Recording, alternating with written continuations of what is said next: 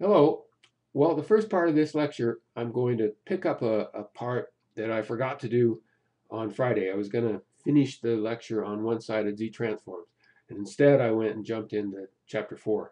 So let's finish up one-sided Z-transforms. We had already talked about, I think on Wednesday, the one-sided Z-transform, so some of this is already in your notes. And I'll make this set of notes available to you for download.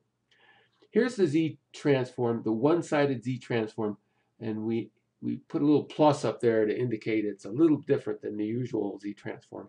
And the reason it's different that that n equals 0 is the bottom limit. It's not n equals minus infinity like it is in the two-sided transform. So n starts at 0. That means we ignore all of the data for negative time. The reason that's important is sometimes we have difference equations that have the built-in delays, like there's a delay of 1. This is a feedback equation. We've been looking at it quite a bit, so we understand this one really well. If we program this into a software package and we wanted to implement it, we'd write this. This just looks like a C programming command. When we start at n equals 0, we have this initial condition we have to figure out what to do with.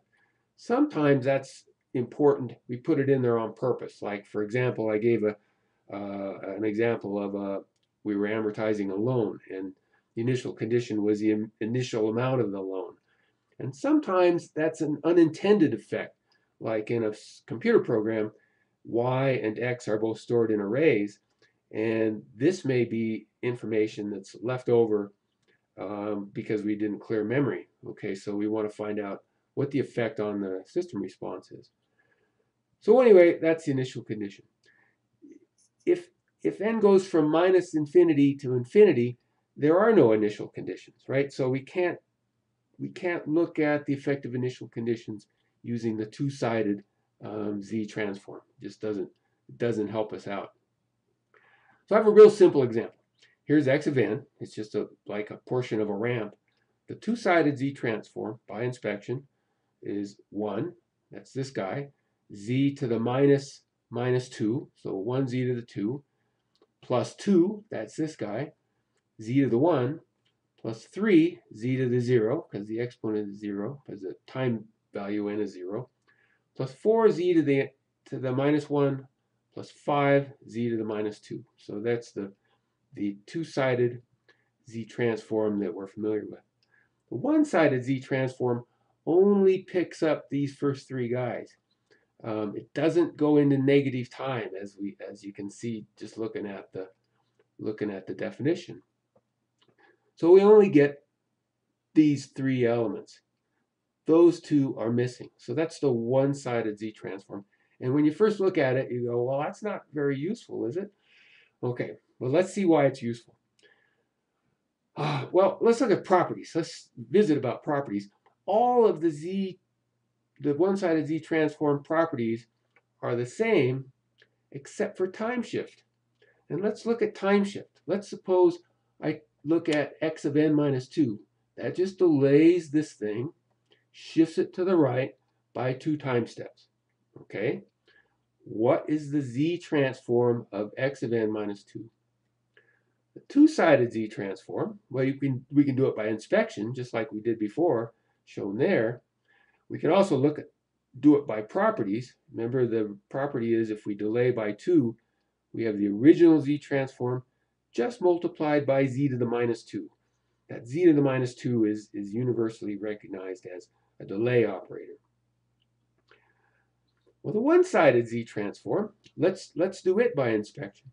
Well, all of these are within the view of the one-sided Z transform, since they all occur between 0 and infinity.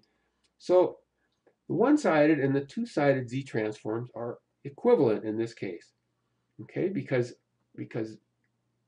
everything happens in positive time. So here's the one-sided Z transform.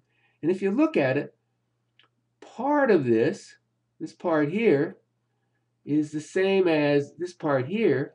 I'll draw a little circle around it. That part and that part are the same except for a multiplicative factor z to the minus 2. So if I take the original x plus z there, multiply it by z to the minus 2, I get this part here. So in a way, the one-sided and the two-sided look very similar. We both end up with this x of z to the minus 2 part. It's just that the one-sided term also has two new values, that guy and that guy. And they correspond to those two guys that used to be out of view, and now they've shifted into view. So now that they're in view, we have to add them in. So that's the original x of minus 2, that one.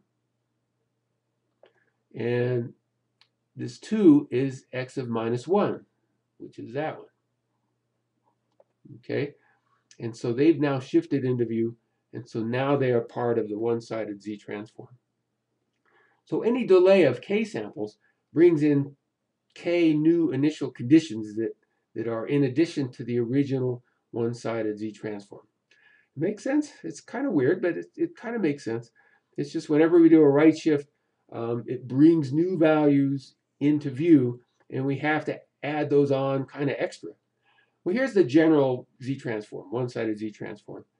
It's equal to the original, if we have a delay of k, it's equal to the original one-sided z transform times z to the minus k, just like the two-sided case.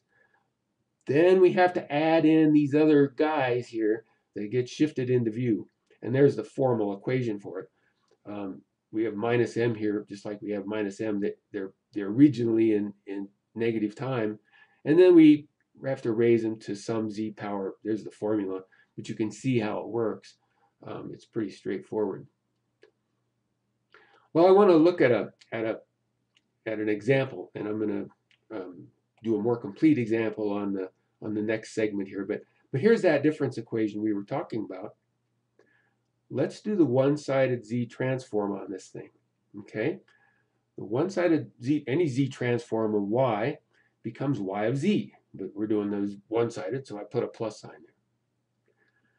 Using, now I've got a y of n minus 1, so I've got a shifted value, so I have to use this shifting property for the one-sided z transform. So I'll just put a out in the front. I've got a shift of 1, so I'm going to get z to the minus 1 times x plus of z. So z to the minus 1, but this is a z transform of y, so I'm going to have y plus of z. Okay. Plus, I need to add in some extra terms. Well, there's only a shift of 1 going on here, right? So I only have one extra term to bring in, and it's the initial condition y of minus 1, z to the 0. So that's kind of like this guy up here. You know, we've only shifted one new guy into view. All right, so that's that. And then we got b times x of z. That one goes to there.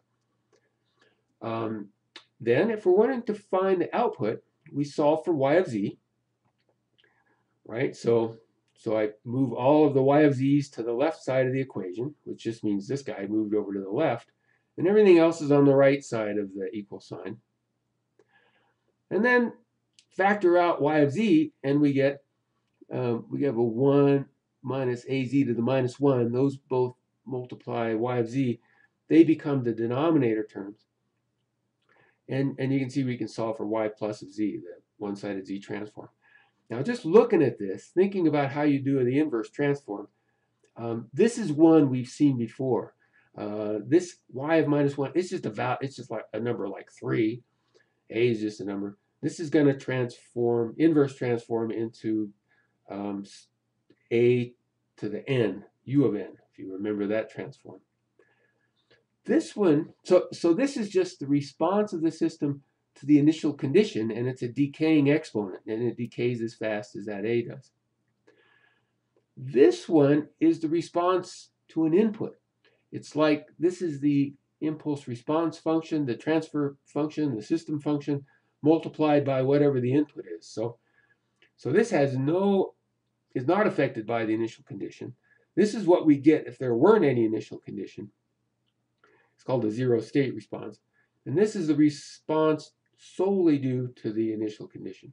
All right, next time we'll run a little example of this.